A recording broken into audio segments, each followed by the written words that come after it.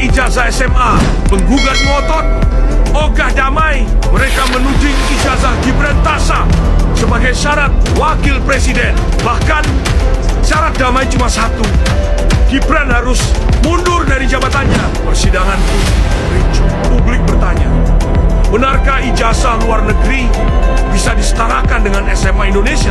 Pertanyaan besar kini mengguncang.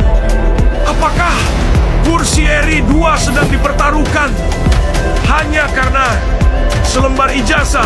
Rakyat dibikin panas. Setuju nggak kalau kasus ini dibuka habis-habisan di pengadilan? Komentar kalian yang tentukan.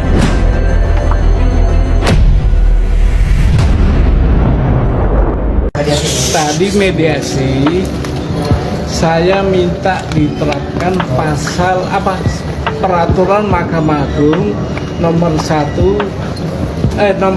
tahun 2016 bahwa prinsipal wajib hadir. Karena hari ini nggak hadir, maka mediator memutuskan untuk ditunda sampai prinsipal hadir, yaitu tergugat 1 dan tergugat 2. Itu aja. Saya terus terang nggak bisa berdamai. Bisa damai satu-satunya cara, karena calonnya yang saya gugat saya anggap cacat bawaan, maka harus mundur.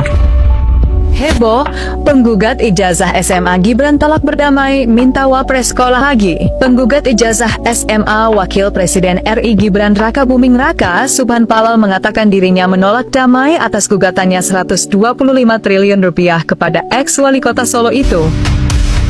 Ia mengatakan berpeluang damai jika wapres Gibran mundur. Saya berkali-kali menyatakan, karena ini adalah cacat bawaan, bagaimana saya bisa damai, bukan saya yang damai.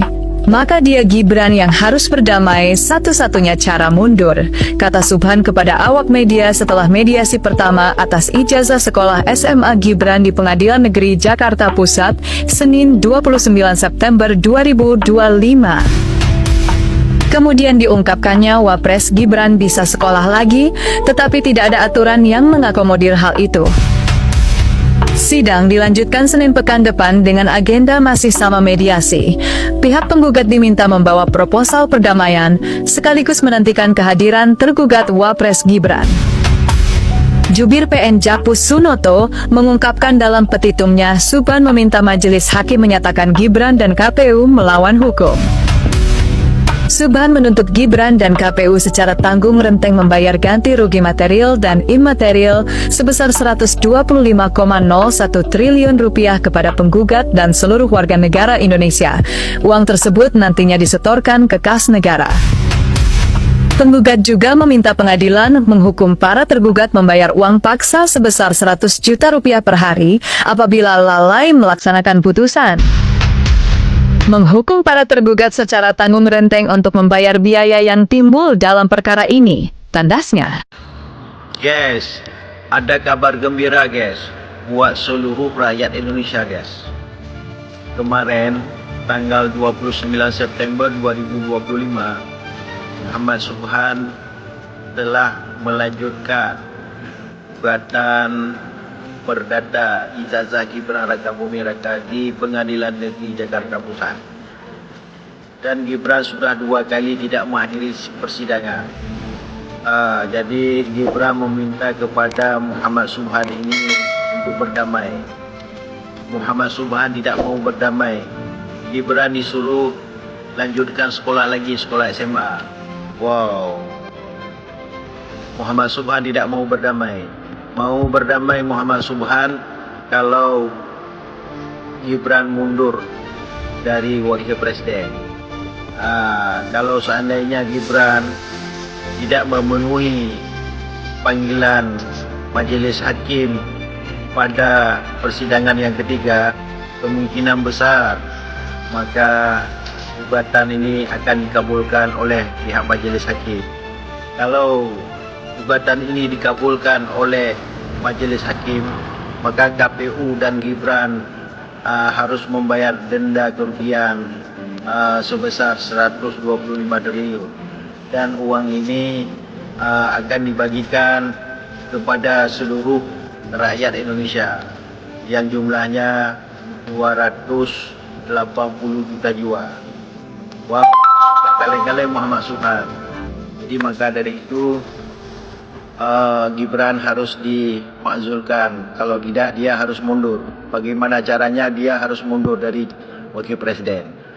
Mari kita dukung bersama seluruh rakyat Indonesia. Mari kita dukung bersama-sama ya, agar Gibran dimakzulkan atau dia pilih mundur sendiri. Baru Muhammad Subhan mau berdamai. Wow. Bagaimana menurut pendapat kalian guys? Coba dikomentar dulu. Terima kasih.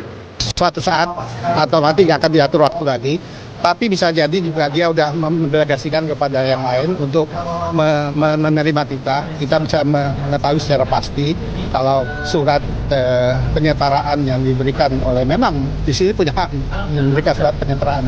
Tapi yang lebih penting lagi, kalau wakil presiden kita ini hanya berdasarkan surat penyetaraan, itu pun dalam pendidikan dasar dan menengah. Nah ini yang pemimpin kita ini yang akan memimpin negara berjumlah 280 juta ini sangat kita memperhatikan sekali.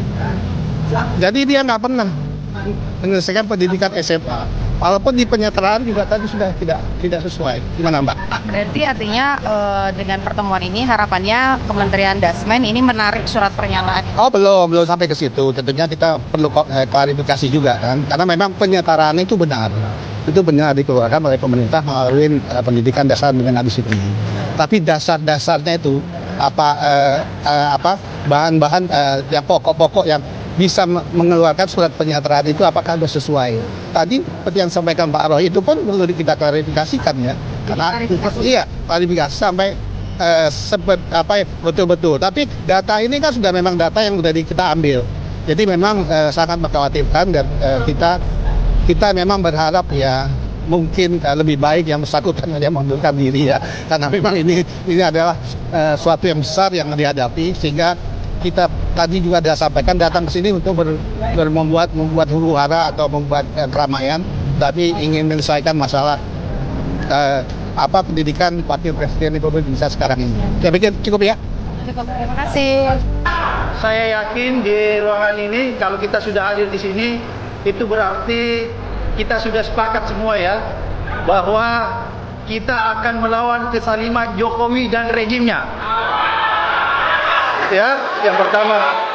Kemudian yang kedua, mungkin juga kita sudah sepakat dengan para purnawirawan ya, yang sudah disampaikan beberapa hari yang lalu, bahwa kita tetap konsisten meminta Gibran untuk mundur.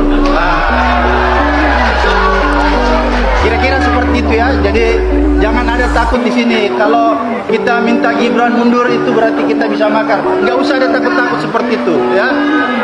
Kemudian yang ketiga, pesan saya kepada Bung Rismon, Roy Suryo, Dr. Tifa dan Bung Fadila, santai saja menghadapi laporan ini, karena saya anggap ini semacam intimidasi kecil aja.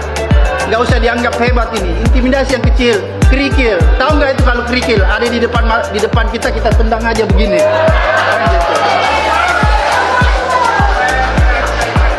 Ini bukan batu sandungan yang besar yang perlu kita angkat rame-rame, ini cuma kerikil. Jadi nggak usah terlalu